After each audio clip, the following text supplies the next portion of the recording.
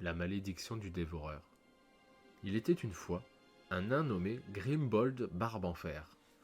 Abandonné par ses parents peu après sa naissance, Grimbold grandit au sein des Durepierres, basse caste ouvrière de la société naine. Grâce à son intelligence, sa force et sa volonté, il gravit rapidement les échelons. Arrivé à l'âge de la maturité, il avait accompli bien plus qu'un nain de basse naissance comme lui pouvait accomplir.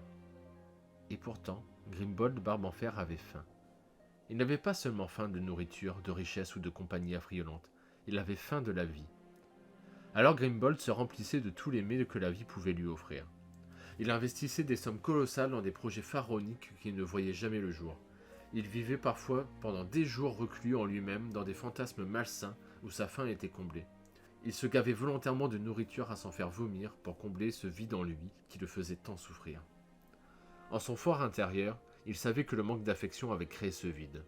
Mais il se détournait systématiquement du problème en créant de nouveaux fantasmes plus invraisemblables les uns que les autres. Un jour, il se rêvait roi, l'autre preux chevalier défendant la veuve et l'orphelin. Un autre encore, il s'imaginait devenir le plus grand mage ou le plus grand ménestrel des terres d'Ancarta.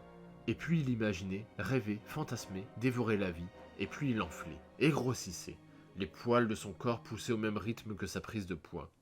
En quelques années, un pelage recouvrait tout son corps à la manière d'un ours laineux.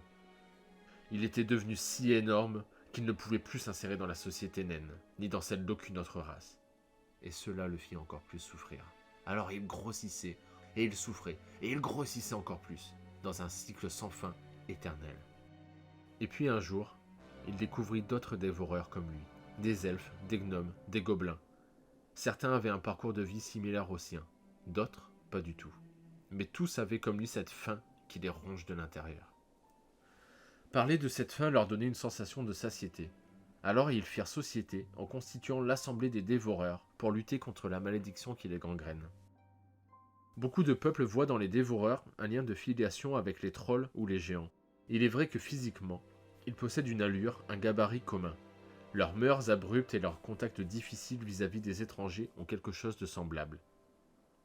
Mais là où les trolls et les géants naissent trolls et géants, les dévoreurs le deviennent et souffrent physiquement et psychiquement de leurs conditions. Et qu'est-ce qu'il advint de Grimbold, me demanderez-vous? Eh bien, il rejoint une tribu au nord du volcan Taouret et vécut aussi heureux que possible dans sa nouvelle famille d'adoption. Cette fable est très connue des chamans et autres guérisseurs pour apaiser les âmes souffrant d'un mal sans nom qui peinent à se faire connaître auprès d'une communauté qui peine à se faire comprendre.